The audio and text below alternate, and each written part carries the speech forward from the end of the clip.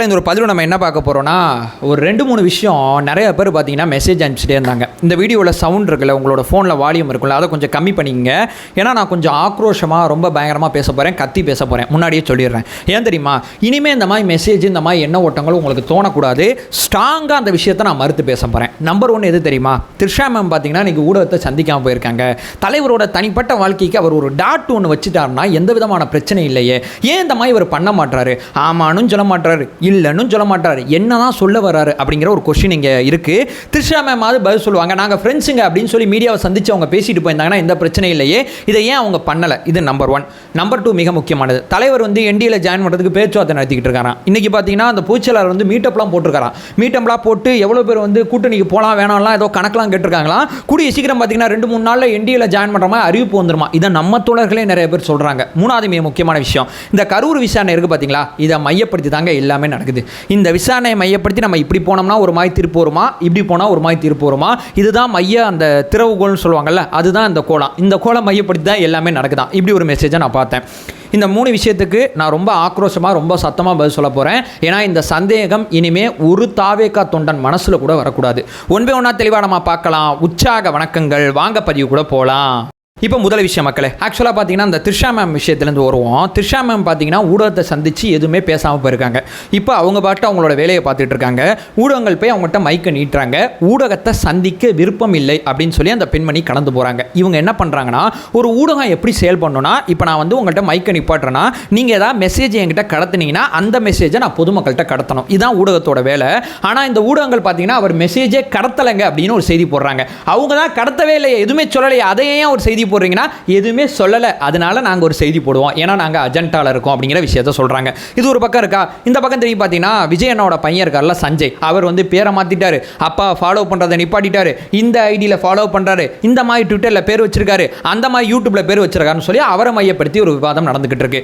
இந்த 2 விவாதத்தை நம்ம முன்னாடி வச்சு நாங்கள் சொன்னோம்ல, இவங்க குடும்பத்துக்குள்ள பிரச்சனை இருக்குதுன்னு சொன்னோம்ல, நீங்கள் தான் நம்பலை. த்ரிஷாவோட ஆட்டிடியூடை பாருங்கள், சஞ்சயோட நடவடிக்கையை பாருங்கள், ரெண்டையும் கம்பேர் பண்ணி பாருங்கள், எது உண்மைன்னு உனக்கு தெரியும் அப்படின்னு சொல்லி பயங்கரமாக பேசிகிட்டு இருக்காங்க. நான் முன்னாடியே சொல்லிட்டேன், என்னோட ஒரு காணொலியில் என்னோட ஓட்டு பார்த்தீங்கன்னா தனிப்பட்ட வாழ்க்கையை மையப்படுத்தி நான் ஓட்டு போடுறதில்ல. நான் எதை மையப்படுத்தி ஓட்டு போடுறேன்னா, இவட்ட ஒரு 4.5 லட்சம் கோடி பட்ஜெட்டை கொடுக்குறோம் வருஷம். அந்த பட்ஜெட்டை பயன்படுத்தி எனக்கு ஒரு நல்லது செய்வாரா மாட்டாரா, இதை மையப்படுத்தி தான் நான் ஓட்டு போட போகிறேன். தனிப்பட்ட வாழ்க்கையில் அவர் எப்படி இருந்தாலும் எனக்கு கவலை கிடையாது. ஆக்சுவலாக பார்த்தீங்கன்னா என்னுடைய தலைவர் அதற்கு தெளிவான மெசேஜை என்கிட்ட சொல்லிட்டாரு. என்னுடைய தனிப்பட்ட வாழ்க்கையை பற்றி நீ விவாதிச்சு அதில் சிறிதப்பு அப்படிங்கிற முடிவுக்கு வர்றது எனக்கு பிடிக்கல, அதாவது எனக்கு ரொம்ப கஷ்டமாக இருக்குது, ஏன் இந்த விவாதமே நீ நடத்துகிறேன்னு கேட்குறாரு.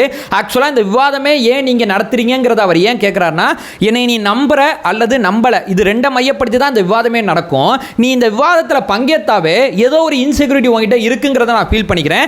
ஏன் இதில் பங்கேற்கிற அப்படிங்கிற கொஸ்டினை என்னுடைய தலைவர் என்கிட்ட கேட்டார். அப்போ அவர் என்ன எனக்கு சொல்ல வர்றாருன்னா, இதெல்லாம் நீ பங்கேற்கிற, என்னை பற்றி உனக்கு தெரியும்ல, யார்ட்டையும் போய் நிரூபிக்க போராடாத, உன் வேலையை நீ பாரு, ஆனால் உன்னுடைய உதவி எனக்கு தேவைப்படும். நிர்வாகம் சார்ந்து நான் அரசியல் பேசும்போது, இந்த தீய சக்தி திமுக சார்ந்து நான் அரசியல் பேசும்போது, இது பண்ற தப்புகளை பற்றி மையப்படுத்தி அரசியல் பேசும்போது உன்னுடைய துணை எனக்கு தேவைப்படும் சொல்லி என்னுடைய தலைவர் என்கிட்ட சொன்னாரு. என்னுடைய விவாதம், என்னுடைய பக்கபலம் தலைவருக்கு முழுக்க நிர்வாகம் சார்ந்த அரசியல் மட்டும்தான் தேவைப்படுது. அந்த அரசியலை நான் தலைவருக்கு தொடர்ச்சியாக கொடுத்துக்கிட்டு இருக்கேன். அவருடைய தனிப்பட்ட வாழ்க்கை, இவர் மட்டும் இல்லை, எந்த தலைவரோட தனிப்பட்ட வாழ்க்கையை மையப்படுத்தி நான் ஓட்டு போட்டதும் கிடையாது, ஓட்டு போட போறதும் கிடையாது. தனிப்பட்ட வாழ்க்கை தான். ஏன்னா தனிப்பட்ட வாழ்க்கை ஈகோ சம்பந்தப்பட்டது, ஒரு எப்படி சொல்றது, ஒரு எமோஷன் சம்பந்தப்பட்டது. அதே நேரத்தில் நிர்வாகம் அப்படிங்கிறது கணக்கீடு சம்பந்தப்பட்டது, மக்களோட மனம் சம்பந்தப்பட்டது, அதுல வேற டைமென்ஷன். இது வேற அது வேற. இது 2க்குள்ள நான் குழப்பிக்கிட்டு என்னுடைய ஓட்டை இப்படி இருந்தாதான் இப்படி பண்ணுவாரு, அப்படி இருந்தாதான் அப்படி பண்ணுவாரு அப்படிங்கிற இந்த தேவையற்ற கால்குலேஷன் எதுக்குள்ளேயுமே நான் போறதில்ல. என்னுடைய தலைவரை நான் நம்புறேன். என்னுடைய தலைவரை நீங்க நம்புறீங்களா? நம்புனீங்கன்னா அவரோட தனிப்பட்ட வாழ்க்கையை பத்தி நான் சந்தேகமே எனக்கு கிடையாது. ஏன்னா அவரை நான் நம்புறேன். இதுக்குள்ள நான் விவாதிக்கவே விரும்பல. என்னுடைய தலைவர் நான் விவாதிக்கிறதே விரும்பல அப்படிங்கிற விஷயத்தை ஆணித்தனமா தெளிவா சொல்லிடுறேன். அவருக்கு என்னுடைய உதவி எங்க தேவைப்படுதோ அந்த இடத்துல என்னுடைய உதவி நான் கொடுத்துக்கிட்டு இருக்கேன். இன்னைக்கு 2 செய்தி வரும், நாளைக்கு 2 செய்தி வரும், நாளை கழிச்சு 2 செய்தி வரும். இந்த ஒவ்வொரு செய்தியும் உட்காந்து இப்படி பண்ணியிருக்கலாம், அப்படி பண்ணியிருக்கலாம்னு சொல்லி தலைவரோட தனிப்பட்ட வாழ்க்கை பேசு பொருளாக இருக்கணும் அப்படிங்கிறதுக்காண்டி உருவாக்கிட்டு இருக்காங்க. அந்த அஜெண்டாக்குள்ளே நான் பலிகிடாகக்கூடாது. ஏன்னா 18 வயசுலேருந்து 30 வயசுக்குள்ளே 1 கோடி வாக்காளர்கள் இருக்காங்க. இந்த 1 கோடி வாக்காளர்கள் எந்த விவாதத்தில் பங்கேற்கிறோம்னா நிர்வாகம் சார்ந்த விவாதத்தில் தான் பங்கேற்கணும். அந்த நிர்வாகம் சார்ந்த விவாதத்தில் மட்டும்தான் நான் தொடர்ச்சி அவங்களை இழுப்பேன். தேவையில்லாமல் அந்த தனிப்பட்ட வாழ்க்கைக்குள்ளே அவங்கள நான் இழுக்க மாட்டேன். இதனால யாருக்கும் எந்த புண்ணியம் இல்லை. அவர் வாழ்ந்தாலும் அது அவரோட வாழ்க்கை, அவர் பிரிஞ்சு போனாரோ அது அவரோட வாழ்க்கை. ஆனால் இவர் ஆண்டார்னா எனக்கு நல்லா இருக்கும், இவங்க ஆண்டாங்கன்னா எனக்கு பிரச்சனையாக இருக்கும். என்ன மையப்படுத்தி நான் பேசினேன்னா நிர்வாக ரீதியான அரசியல் மட்டுமே பேசுவேன். தனிப்பட்ட வாழ்க்கையை பற்றி நான் கவலைப்பட போகிறதே இல்லை. அதுக்குள்ளே நான் விவாதிக்க போகிறதில்லை. அதில் என்ன செய்தி வந்தாலும் நான் கண்டுக்க போகிறதில்லை. இதுதான் என்னுடைய கிளாரிட்டி. தலைவரும் அதை தான் என்கிட்ட சொன்னார். எனக்கு அது ரொம்ப தெளிவாக புரிஞ்சிச்சு. இனிமேல் உங்களோட பதிவு, உங்களோட பதிலை நான் எதிர்பார்க்குறேன். இது நம்பர் 1. இப்போ நம்பர் 2, அதாவது பார்த்தீங்கன்னா என்டிஏல விஜய் அண்ணா அப்படின்னு ஒரு செய்தி போடுறாங்க. நம்ம தோழர்கள் தலைமையிலேருந்து ஏன் எந்த பதிலும் வரல, தலைமை ஏன் எதையுமே சொல்ல மாட்டாங்க அப்படின்னு சொல்லி கேட்டுக்கிட்டு இருக்காங்க. நான் அப்படியே மாற்றி கேட்குறேன், துணை முதலமைச்சர் ஆகிறாரா எடப்பாடி பழனிசாமி அப்படின்னு ஒரு செய்தி போட்டால் அதிமுக காரன் நம்புவானா? இல்லை, ஸ்டாலின் ஐயா பாஜகவோட கூட்டணி வைக்க போகிறாரு விஜய் அண்ணாவை மையப்படுத்தி அப்படின்னு சொல்லி நான் ஒரு செய்தி போட்டேன்னா திமுக காரன் நம்புவானா? அவன்லாம் நம்ப மாட்டான்ல. அது என்ன தாவேகாரன் மட்டும் ஊடகங்கள் போடுற செய்தி அடிப்படையில் விவாதிச்சுக்கிட்டு இருக்கீங்க? என்ன பாஜக கழட்டி விட்டு எடப்பாடி பழனிசாமி வந்து நம்மள்ட்ட துணை முதலமைச்சர் ஆக போகிறாரா? இதெல்லாம் நடக்க போகிறது இல்லைல்ல. எப்படி இதை நீங்கள் நம்புறீங்க? எனக்கு தெரியல. இல்லை, அந்த ஊடகத்தில் போட்டாங்க, இந்த ஊடகத்தில் போட்டாங்க, நம்ம தலைமை ஏதாவது சொன்னாங்கடா, நம்ம கட்சியோட அஃபிஷியல் ஹேண்டிலேருந்து ஏதாவது செய்தி வந்துச்சா? நம்ம மூத்த தலைவராக இருக்கக்கூடிய ஐயா செங்கோட்டையன் அவர்கள் என்ன சொன்னாங்க? 234 தொகுதியிலையும் தாவேக்கா தனித்து தான் போட்டியிடும். நாங்கள் யாரையும் முதலமைச்சர் ஆகிறதுக்கு இந்த அரசியல் கட்சி ஆரம்பிக்கல. எங்களோட தலைவர் முதலமைச்சர் ஆனாதான் எங்களுக்குன்னு தனிப்பட்ட கோல் இருக்கு, எங்களுக்குன்னு தனிப்பட்ட இலக்குகள் இருக்கு. அந்த இலக்கை நோக்கி நாங்கள் பயணிக்கணும். மக்களுக்கான இலக்குகளை நாங்கள் உருவாக்கி இருக்கோம். எங்க கட்சியோட இலக்குகள் இருக்கிறது மிக முக்கியமானது. கொள்கை எதிரி பாஜக, அரசியல் எதிரி திமுக, மதச்சார்பற்ற சமூக நீதி கொள்கை தான் தாவேக்காவோட கொள்கை. அப்ப அந்த ஊடகத்தில் இந்த செய்தி வரும்போது ஒரு தாவேக்கா தொண்டன் எப்படி இதை நம்ப முடியும்? சிடிஆர் அண்ணா என்ன பதில் சொன்னாங்க? வேற ஏதாவது வேலை இருந்தா போய் பாருங்கன்னு தான் சொன்னார். எதுக்கு இந்த தேவையில்லாத நரேட்டிவ்லாம் நீங்க செட் பண்ணிட்டு இருக்கீங்க அப்படிங்கிற விஷயத்தை சொன்னாப்ல. ஆனா இந்த செய்திக்குள்ள நம்ம கட்சியோட தலைமை ரொம்ப தெளிவா லெஃப்ட் ஹேண்டில் கடந்து போயிட்டு இருக்காங்க. எதுக்கியா இதெல்லாம் நீ கேட்டுக்கிட்டு இருக்க அப்படின்னு சொல்லி ஊடகத்தை நோக்கி சிடிஆர் அண்ணா கேட்டாங்க. ஆதவர்ஜுனா அவர்கள் என்ன சொன்னாங்க? ரூமர்ஸுக்கெல்லாம் நீ தேவையில்லாம வந்து நம்ம அட்ரஸ் பண்ணி பதில் சொல்ல தேவையில்லை. இது வந்து ரூமர்ஸ், அதாவது இது தகவல்னு கூட சொல்லல. இது வந்து ஒரு பொய் பிரச்சாரத்தை முன்னெடுக்கிறாங்க. இதுக்கு வந்து நான் விளக்கம் கொடுத்து இந்த பிரச்சாரம் மறுபடியும் செய்திகளில் அடிபடுறது எனக்கு விருப்பம் இல்லை அப்படிங்கிற விஷயத்த சொல்லிட்டாரு. நைனா நாகேந்திரன் அவர்கள் என்ன பண்ணாங்க? என்டிஏலேருந்து ஒருத்தர் விஜய் அண்ணாவை கூட்டணிக்கு கூப்பிடும் போது பார்த்தீங்கன்னா அவரை அந்த கட்சியிலேருந்து அந்த பொறுப்புலேருந்தே தூக்கியிருக்காங்க. எடப்பாடி பழனிசாமி என்ன சொன்னார் நேற்று? அதாவது பார்த்தீங்கன்னா இல்லைங்க அப்பெல்லாம் எதுவும் நடக்கலைங்க, நாங்களாம் பேசவே இல்லைங்க. அண்ணாமலை என்ன சொன்னார்? அவங்களும் நாங்களும் என்னைக்குமே இணைந்து செயல்படவே முடியாது அப்படிங்கிற விஷயத்த அண்ணாமலை சொன்னார். இவ்வளோ தகவல் உங்க முன்னாடி இருக்கு. இத்தனையும் பார்த்துட்டு இருக்கீங்க. இன்னைக்கு நம்ம மாவட்ட செயலாளர் மீட்டிங்ல அது நடந்துச்சு இது நடந்துச்சுன்னு சொல்லி இந்த ஊடகங்கள் போடுற செய்தி அடிப்படையில் தாவேக்காரன் எப்படி அந்த உண்மையை நம்ப முடியும்? எப்படி இந்த செய்தியை நீங்க நம்ப முடியும்? என்னால் இதை ஏற்றுக்கவே முடியல. பாஜகவோட தாவேக்கா கூட்டணி வைக்குங்கிறத தாவேக்காரன் திமுறா இந்த விஷயத்தை ஏற்று தானே பேசணும். எப்படி என் தலைமை இதை பண்ணுவாப்ல? கொள்கை எதிரி அப்படிங்கிற விஷயத்தை சொல்லிட்டு எப்படி கூட்டணி வைப்பாப்ல? சந்தர்ப்பவாத அரசியல், இந்த கல்லாப்பட்டி கூட்டணி வைக்கிறதுக்கு அந்த அரசியல் களத்துக்கு என் தலைவன் வந்திருக்காப்ல. ஒருபோதும் இந்த அரசியல் செய்ய என் தலைவர் வரல அப்படிங்கிற விஷயத்தை ஸ்ட்ராங்கா ஏற்று தானே பேசணும். தலைமை சொல்லணும், தலைமை மறுக்கணும்னா உனக்கு அந்த நம்பிக்கை எங்க போச்சு? இதுதான் நான் இங்கே கேட்க விரும்புறேன். உங்களுக்கு அந்த நம்பிக்கை எங்க போச்சு? அந்த நம்பிக்கை ஏன் உங்க மனசுல வரல? ஏன்னா நீ ஊடகத்தை நம்புற, நம்ம கட்சியோட தலைவரை நம்பல, கட்சியோட அறிக்கைகளை நம்பல. கட்சியோட தலைவர் கட்சியோட அறிக்கைகளை நம்புனீங்கன்னா இந்த சந்தேகம் உங்களுக்கு வரவே வராது. நீ திமுறாவே கேளு. எடப்பாடி பழனிசாமி என்ன துணை முதலமைச்சர் ஆக போறாருன்னு கேளுங்க. அவன் ஏத்துப்பானா? அதெல்லாம் எப்படிப்பா நடக்கும்? பதிலுக்கு வாதமாக அதை வைங்களேன். ஏன் இதெல்லாம் நடந்தா என்ன? ஏன் என் தலைவன் தான் துணை முதலமைச்சர் ஆகணுமா? என் தலைவன் எதுக்கே துணை முதலமைச்சர் ஆகணும்? அதாவது ஒரு அரசியல் கட்சி ஆரம்பிச்சு தனக்கு குறித்தான பாணியில் நடத்திக்கிட்டு இருக்காரு.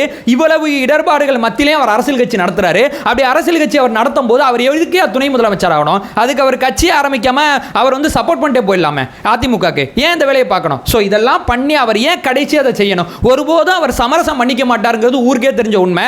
தாவேக்காரன் நீங்க எப்படி நம்புறீங்க? இதைத்தான் நான் இங்கே ரொம்ப ஸ்ட்ராங்காக கேட்குறேன். ஒருபோதும் நீங்க நம்பக்கூடாது அப்படிங்கிறதா என்னுடைய ஆதங்கமாக இருக்கு. இதுதான் என்னுடைய மிக முக்கியமான செய்தியாக இருக்கு. இப்போ 3வது ப்ரோ, இதெல்லாம் ஒரு மேட்ரு இல்லை ப்ரோ. அதாவது பார்த்தீங்கன்னா எனக்கு ஏன் வேர்த்து ஊற்றுதுன்னா இந்த செய்திகள்லாம் எனக்கு டிஎம் அனுப்பும்போது இதெல்லாம் பார்க்கும்போது பார்த்தீங்கன்னா அவ்வளோ கோவம் வருது. அதனால தான் எனக்கு வேர்த்து ஊற்றுது, வேறு எதுவும் கிடையாது. ரொம்ப ஆக்ரோஷமாக பேசுகிறது தான். ஏன்னா இப்படியாவது பேசி இதுக்கப்புறம் இதெல்லாம் நம்பக்கூடாது அப்படிங்கிறதான் என்ன ஓட்டம். செந்தில் பாலாஜிக்கு சம்மன் அமைச்சிருக்காங்க, நம்ம தலைவருக்கும் சம்மன் அமைச்சிருக்காங்க. இப்போ செந்தில் பாலாஜி பாஜகவில் ஜாயின் பண்ணிடுவார் அப்படின்னு ஒரு செய்தி போட்டால் அது உண்மையாக இருக்குமா? திமுக காரன் நம்புவானா?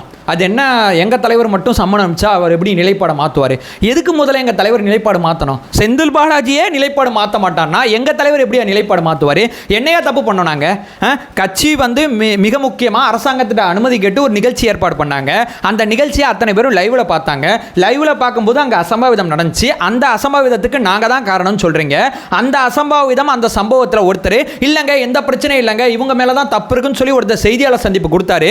அந்த செய்தியாளர் சந்திப்புக்கு அப்புறம் அவருக்கும் சம்மன் அனுப்பிச்சிருக்காங்க. அவர் என்ன சொல்றாரு? எதுக்குங்க எனக்கு மட்டும் சம்மன் அனுப்புறீங்க? இன்னும் 2-3 பேர் இருந்தாங்களா எல்லாருக்கும் அனுப்புங்கன்னு சொல்லி அவர் தான் அந்த வழக்கில் திமுக இருக்கக்கூடிய வேற சில பேரையும் கூப்பிடுறாரு. நாங்க எதுக்கும் பயப்படல. எங்க 2 தடவை ஆஜராயிட்டோம். 3ஆவது தடவை கேட்டாங்க இந்த ஒரு 5ஆம் தேதி வரங்க எங்களால் வேலை இருக்குங்க முடிச்சுட்டு வரோம். இந்த விசாரணைக்கு தானே உதவணும். எதுக்குங்க தாவேகாக்காரன் பயந்து தாவேகா தலைவர் விஜய் அவர்கள் இந்த வழக்குக்கு பயந்து எதற்கு இந்த வேலை பார்க்கணும்? எதுக்கு இதை செய்யணும்? ஏதாவது தப்பு நம்ம மேல இருக்கா?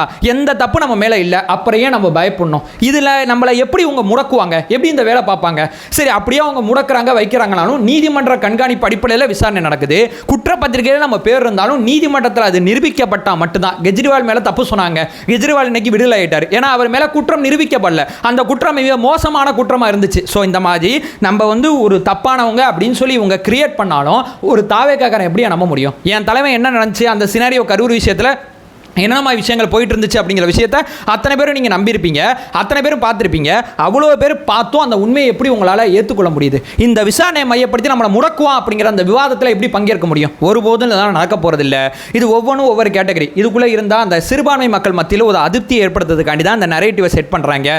தாவேக்காரன் இதுக்குள்ளே விழுகக்கூடாது. சிறுபான்மை மக்கள்கிட்ட போய் நம்பிக்கை ஏற்படுத்தணும். இல்லைங்க எங்கள் தலைவர் சரியாக இருப்பார், எங்கள் தலைவர் கரெக்டாக இருப்பான்னு சொல்லி பிரச்சாரம் பண்ண வேண்டிய நீங்கள் அஜெண்டாவில் பலிகடாகாதீங்க.